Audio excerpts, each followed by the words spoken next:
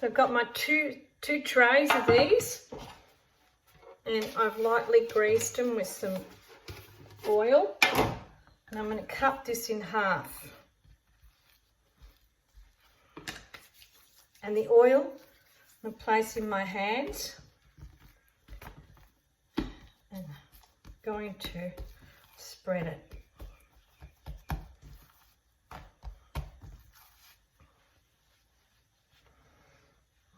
Just so you can see me spreading it a little bit better. And place it onto the pan, and then I'm just going to do a square like that.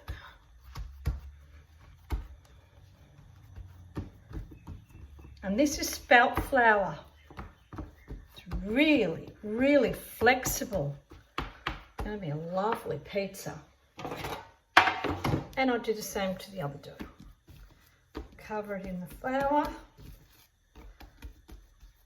using my fingertips, placing it onto the tray and spreading it with my hands.